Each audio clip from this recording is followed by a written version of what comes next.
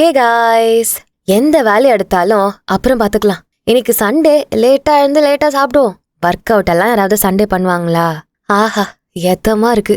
இன்னும் கொஞ்ச நேரம் எழுத்து போத்திட்டு தூங்கலாம். இப்படின்னு ஒவ்வொரு நாளும் நம்ம பல வேலைகளை தள்ளி தள்ளி போட்டுக்கிட்டு சோம்பேறித்தனமா அப்போதைக்கு என்ன ரொம்ப முக்கியமோ அதை மட்டும் பண்ணிட்டு நாட்களை ஓட்டிக்கிட்டே இருக்கும். நம்ம பண்ற செயல்கள் என்னவோ நம்ம முன்னாடி சொன்ன மாதிரி இருக்கும். ஆனா நம்ம ட்ரீம்ஸ் ரொம்ப பெருசா இருக்கும். ஒரு பிசினஸை ஸ்டார்ட் பண்ணி அதை நல்லா ஸ்கேல் அப் பண்ணணும், பணக்காரன் ஆகணும், வெயிட்டை கம்மி பண்ணி நல்லா ஃபிட் ஆகணும்னு பல கோல்ஸை வச்சிருப்போம். ஆனா நாம இப்ப சோம்பேறித்தனமா பண்ணிக்கிட்டு இருக்க செயல்கள்னால நம்ம இலக்குகளை அடையவே முடியாதுன்னு நமக்கே தெரியும். ஆனாலும் நம்ம அதையே தான் தொடர்ந்து பண்ணிக்கிட்டே இருக்கோம். வாழ்க்கையில நீங்க எந்த இடத்துல இருந்தாலும் ஒரே ஒரு ஹேபிட்டை மட்டும் உங்க வாழ்க்கையில கொண்டு வந்துட்டீங்கன்னா போதும். நீங்க நினைச்சது எவ்வளவு பெருசா இருந்தாலும் உங்களால அடைய முடியும்னு சொன்னா நம்புவீங்களா? கண்டிப்பா முடியும். இதுக்கு எக்ஸாம்பிளா ஒரு கண்ட்ரியே இருக்கு. அதுதான் ஜப்பான். வேர்ல்டு வார் டைம்ல 2 குண்டணுக்கள் வாங்கியும் கூட இன்னைக்கு பொருளாதாரத்திலயும் சரி, மக்களோட வாழ்வாதாரத்திலயும் சரி, உலகத்துக்கே எக்ஸாம்பிளா இருந்துகிட்டு இருக்காங்க. எப்படி இவங்க எல்லாத்தையும் கடந்து முன்னேறி வந்தாங்க? அவங்க ஃபாலோ பண்ணது எல்லாமே ஒண்ணுதான், டிசிப்ளின். இந்த டிசிப்ளினை வச்சுதான் இன்னைக்கு உலகமே போற்றக்கூடிய வகையில ஜப்பான் மக்கள் முன்னேறி இருக்காங்க. டிசிப்ளினை ஃபாலோ பண்றதுக்கு அவங்க சில முக்கியமான கான்செப்ட்ஸையும் வச்சிருக்காங்க. அதை நம்ம வாழ்க்கையிலுமே பயன்படுத்தினா நாமளும் ஒரு வெற்றியாளனா ஆக முடியும். இந்த டிசிப்ளினை உங்க வாழ்க்கைக்குள்ள கொண்டு வந்து நீங்க நினைச்ச மாதிரி உங்க கனவு வாழ்க்கைய வாழணும்னு நினைச்சீங்கன்னா இந்த பதிவை முழுமையா கேளுங்க.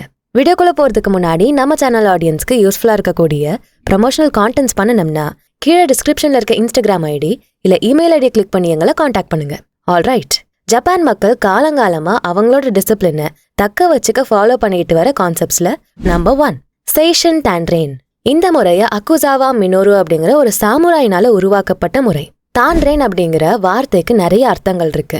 எக்ஸசைஸ் பண்றது, வேலைகளை பண்றதுக்கான தூண்டுதல்களை உருவாக்குறது, ஒழுக்கத்தோட இருக்கிறதுன்னு பல அர்த்தங்களை சொல்லலாம். செய்ஷன் டான்ரேனோட முழுமையான அர்த்தம்னு பார்த்தா ஸ்பிரிச்சுவல் ஃபோர்ஜிங். அதாவது ஒரு வாள் எப்படி கெட்டவங்களை அழிக்க பயன்படுதோ அதே மாதிரி நம்ம மைண்டை வாளா பயன்படுத்தி நம்ம மைண்ட்ல இருக்க சோம்பேறித்தனம், கெட்ட எண்ணங்களை ஓட விட்டு சுய ஒழுக்கத்தை அதிகப்படுத்துறது.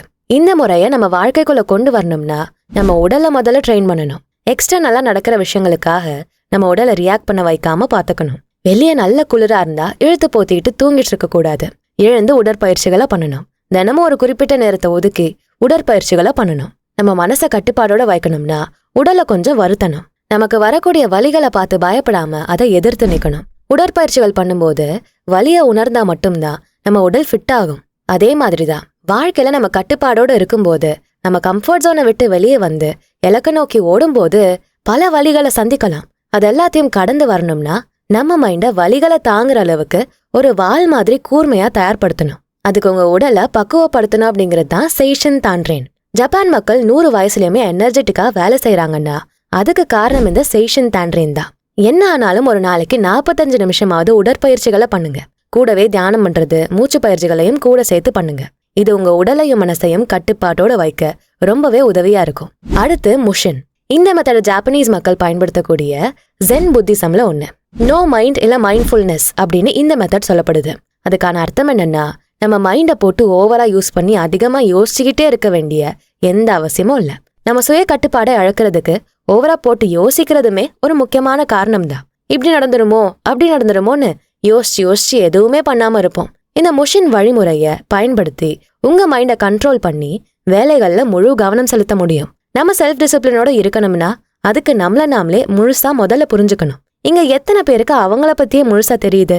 கவனம் எல்லாமே அடுத்தவங்க மேலதான். இப்படி இருந்தா எங்க நம்ம மனசை நம்ம கட்டுப்படுத்த முடியும்? ஃபர்ஸ்ட் உங்களை நீங்க புரிஞ்சுக்கோங்க. உங்களுக்கு என்ன பிடிக்கும், என்ன உங்களுக்கு நல்லா தெரியும், என்ன உங்களுக்கு பிடிக்காது, இது எல்லாத்தையும் தெரிஞ்சுக்கோங்க. நீங்க செய்யக்கூடிய எல்லா வேலைகளையுமே ஃபோர்ஸ் பண்ணி பண்ணாம ஃப்ளோல பண்ண முயற்சி பண்ணுங்க. முழு கவனத்தை வச்சு எல்லா வேலைகளும் பண்ணுங்க. முஷினோட முக்கியமான கோட்பாடு ஒரு நேரத்துல ஒரே ஒரு வேலையை மட்டும் பண்ணணும். இருக்கிற எல்லா வேலையும் ஒரே நேரத்துல பண்ணா நம்ம மைண்டு கண்டிப்பா டயர்டாகி டிசிப்ளினை இழந்துருவோம். ஸோ ரொம்ப ப்ரெஷர் போடாம, மல்டி டாஸ்கிங் பண்ணாம ஒரு நேரத்துல ஒரு வேலையில மட்டும் முழு கவனத்தை செலுத்துங்க. மெடிடேஷன் பண்றது, பிரீதிங் பண்றது உங்க மைண்டை டிஸ்ட்ராக்ட் ஆகாம வச்சுக்க ரொம்பவே உதவியா இருக்கும். எந்த வேலையை பண்ணாலுமே ஒரே நேரத்துல ப்ரெஷர் பண்ணி பண்ணாம இடையில கேப் விட்டு பண்ணலாம். கேப் விடும்போது மியூசிக் கேட்கலாம். அது மைண்டை ரெஃப்ரெஷ் ஆக்க உதவும். இப்படி முஷின் கோட்பாட்டுல சொல்லப்பட்டிருக்கு. அடுத்து புஷிதோ. ஒரு சாமுராய் மாதிரி வாழ்க்கைய டிசிப்ளின்டா வாழறது தான் இந்த புஷிடோ மெத்தட்.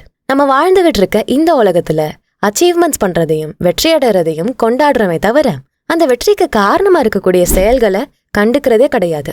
அதனாலதான் நம்ம செயல்கள்ல டிசிப்ளின்டா இல்லாம வெறும் ரிசல்ட்ல மட்டுமே முழு கவனத்தை செலுத்துறோம்.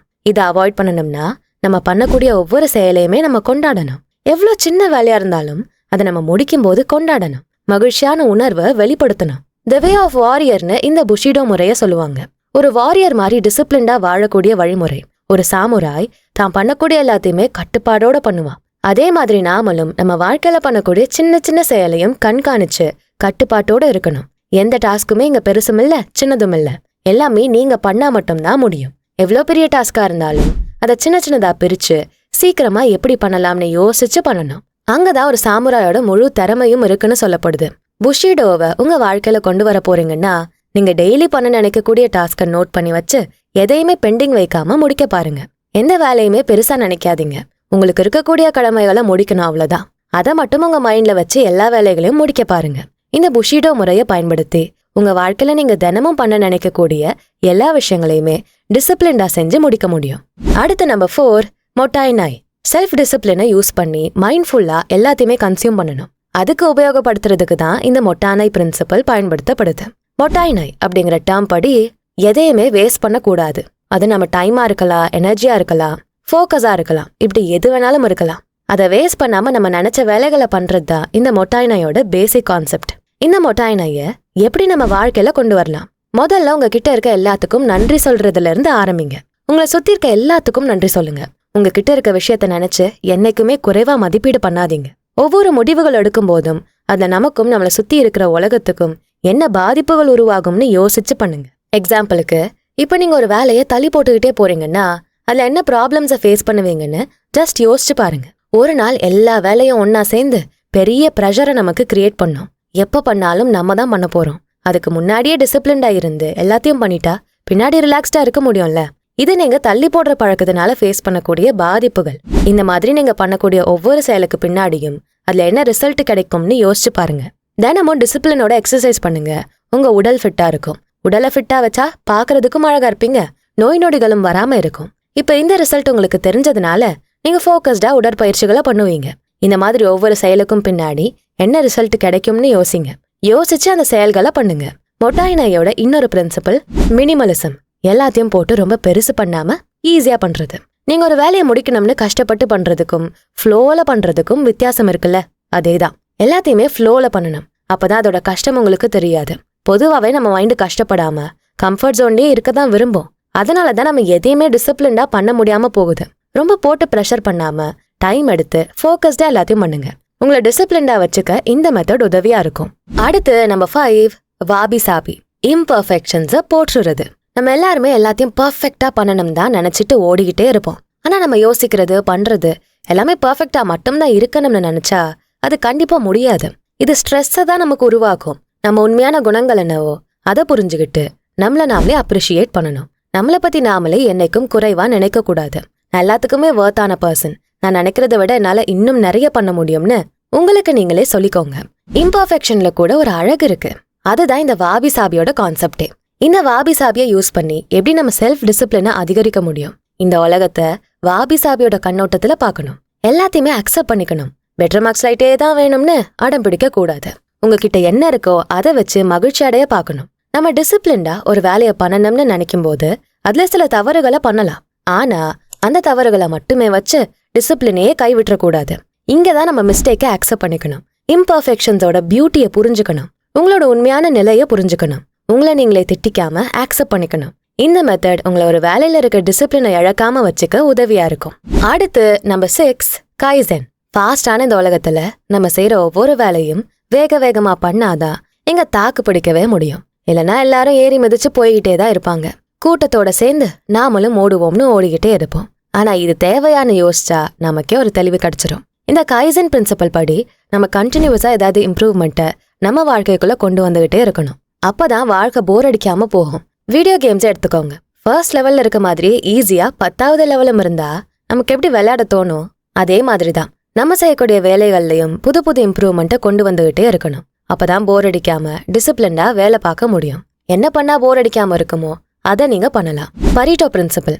நம்ம செய்யக்கூடிய 20% வேலை தான் 80% ரிசல்ட்டை கொடுக்கும். ஸோ அந்த 20% வேலையை நீங்க ஃபோக்கஸ்டா பண்ணீங்கன்னா 100% ரிசல்ட்டும் கிடைக்கும். டாஸ்கை முடிக்கணும், ஃபைலை கம்ப்ளீட் பண்ணணும்னு வேலைகளுக்கு பின்னாடியே ஓடிக்கிட்டு இருக்காம ஜஸ்ட் ஒரு நிமிஷம் உட்காந்து யோசிச்சு பாருங்க. எந்த வேலையை பண்ணா 80% ரிசல்ட்ஸ் கிடைக்குமோ அதை முதல்ல பண்ணுங்க. மற்றதை அடுத்தடுத்து பார்த்துக்கலாம். ஒன்ஸ் நீங்க ரிசல்ட்டை பார்த்துட்டீங்கனாலே அப்புறம் உங்களுக்கே வேலை செய்யாம இருக்க மனசே வராது. எல்லா வேலையும் டக்கு டக்குன்னு பண்ணி முடிச்சிருவீங்க. ஒவ்வொரு நாள் எழுந்திருக்கும் போதும் அன்னைக்கு எந்த டாஸ்கை நீங்க பண்ணா 80% ரிசல்ட் கிடைக்கும்னு நோட் பண்ணி வரிசையா பண்ண ஆரம்பிச்சிருங்க. இது உங்களை டிசிப்ளின்டா வேலை பார்க்க வைக்கவும் உதவியா இருக்கும். அடுத்து நம்ம 7 இக்கிகை. இந்த கான்செப்டை நம்ம நிறைய இடங்கள்ல கேள்விப்பட்டிருப்போம். ஜாப்பனீஸ் கான்செப்ட்னு எடுத்தாலே இந்த இக்கிகை தான் நமக்கு ஞாபகம் வரும். அதனாலதான் இந்த மெத்தடை கடைசியா சொல்றேன். இக்கிகையோட முக்கியமான பிரின்சிபலே நம்ம வாழ்க்கையோட பர்பஸை கண்டுபிடிக்கிறது. என் வாழ்க்கை எதை நோக்கி போய்கிட்டு இருக்குன்னே தெரியலையே, போற போக்குல போவோம், எவன் கேட்க போறான் அப்படின்னு நம்மள நிறைய பேரு ஏதோ பிறந்துட்டோம், வாழ்க்கைய வாழணுமேனு வாழ்ந்துகிட்டு இருப்போம். ஆனா நம்ம சலிச்சுக்கிற அளவுக்கு வாழ்க்கை ஒன்றும் அவ்வளோ கஷ்டமான விஷயம் இல்ல. இப்படி நம்ம ஒரு மோட்டிவேஷனே இல்லாம இருக்கிறதுக்கு காரணமே நம்ம வாழ்க்கைக்கான பர்பஸே இன்னும் கண்டுபிடிக்காதது தான். அதை தான் இந்த இக்கிகை மெத்தட் சால்வ் பண்ணுது. உங்க வாழ்க்கைக்கான உண்மையான பர்பஸை இந்த இக்கிகையை பயன்படுத்தி உங்களால கண்டுபிடிக்க முடியும். அதை கண்டுபிடிச்சாலே உங்க வாழ்க்கையை நீங்க நினைச்ச மாதிரி ஈஸியா மாத்தி அமைச்சுக்க முடியும். அதுக்குன்னு தனியா நீங்க கஷ்டப்பட வேண்டிய அவசியமே இல்ல. ஜஸ்ட் மொபைல்ல விளையாடுற கேம் மாதிரி தான். ஈஸியா வாழ்க்கையை மாத்திட்டு போய்கிட்டே இருக்கலாம். உங்க இக்கிகையை கண்டுபிடிக்க 4 கேள்விகளை நீங்க கேட்கணும். நம்பர் 1, உங்களுக்கு என்ன ரொம்ப பிடிக்கும்? நம்பர் 2, நீங்க எந்த விஷயங்கள்ல சிறப்பா இருக்கீங்க, எந்த விஷயங்களை உங்களால சிறப்பா பண்ண முடியுது? நம்பர் 3, அதுல எந்த விஷயங்கள் இந்த உலகத்துக்கும் முக்கியமா தேவைப்படுது? நம்பர் 4, எதை பண்ணா உங்களுக்கு ரிவார்டு கிடைக்கும், நிறைய பணம் கிடைக்கும்? இந்த 4 கேள்விக்கு நீங்க பதில கண்டுபிடிச்சு எந்த செயல் இந்த 4 கேள்விக்கும் உங்க பதிலா வருதோ அதுதான் உங்க வாழ்க்கைக்கான பர்பஸ். அந்த வேலையை நீங்க கண்டுபிடிச்சிட்டீங்கனாலே போதும். இந்த மாதிரி மோட்டிவேஷன் வீடியோஸ் எல்லாம் நீங்க பார்க்கணும்னு அவசியமே இல்லை. நீங்க பண்றது ஒரு வேலை மாதிரியே தெரியாது. டிசிப்ளின்டா உங்களால எல்லாத்தையுமே சுலபமா முடிச்சிட முடியும். டிசிப்ளினோட இருக்க முடியலன்னு கவலைப்படாம நீங்க பண்ற வேலைய உங்களுக்கு பிடிச்ச மாதிரி மாத்துங்க. ஆட்டோமேட்டிக்கா உங்க டிசிப்ளினும் அதிகமாகும். எக்ஸாம்பிளுக்கு ஸ்கூல் படிக்கும் போது நம்ம க்ரஷ்ஷை பார்க்கவே தினமும் ஸ்கூலுக்கு போவோம்ல, அந்த மாதிரி நம்ம லீவ் போடாம போறது என்னவோ க்ரஷ்ஷை பார்க்க தான். ஆனா அந்த வருஷத்தோட முடிவுல கிளாஸ்ல லீவே போடாம டிசிப்ளின்டா ஸ்கூலுக்கு வந்த ஸ்டூடெண்ட் நம்ம தான்ற பேரும் வாங்குவோம். இப்படிதான் நமக்கு பிடிக்காத வேலையை பண்ணாலும் அதை பிடிச்சதா எப்படி மாத்தலாம்னு யோசிச்சு பிடிச்ச மாதிரி பண்ணுங்க. உங்க டிசிப்ளின் தானா உயரும். என்னதான் செல்ஃப் டிசிப்ளினை வளர்க்கணும்னு இந்த மாதிரி 10 வீடியோஸை பார்த்தாலும் பல நாட்டு வழிமுறைகளை பயன்படுத்தினாலும் நீங்க ஒரு ஸ்டெப் முன்னாடி எடுத்து வச்சு நான் இந்த பதிவுல சொன்ன ஜாப்பனீஸ் வழிமுறைகளை பின்பற்றாத வரைக்கும் உங்க வாழ்க்கையில பெரிய மாற்றம்னு ஒண்ணு இருக்காது. நீங்க உங்க வாழ்க்கையில வெற்றி அடையணும்னு நினைக்கிறீங்களா? அதுக்கு இந்த டிசிப்ளின் அப்படிங்கிறது கண்டிப்பா உங்ககிட்ட இருக்கணும். அதுக்கு நான் சொன்ன இந்த ஜாப்பனீஸ் கான்செப்ட்ஸ் உங்களுக்கு யூஸ்ஃபுல்லா இருந்திருக்கும்னு நம்புறேன். இந்த வீடியோ உங்களுக்கு பிடிச்சிருந்தா இதுக்கு ஒரு லைக்கை போட்டுட்டு உங்க ஃப்ரெண்ட்ஸ் அண்ட் ஃபேமிலிக்கு ஷேர் பண்ணுங்க. நம்ம channels beyond the ordinary and body and soul Tamil 2த்துக்கும் சப்ஸ்கிரைப் பண்ணிட்டு பெல் ஐக்கானை அழுத்திடுங்க. நான் உங்களை அடுத்த வீடியோல பாக்குறேன். நன்றி.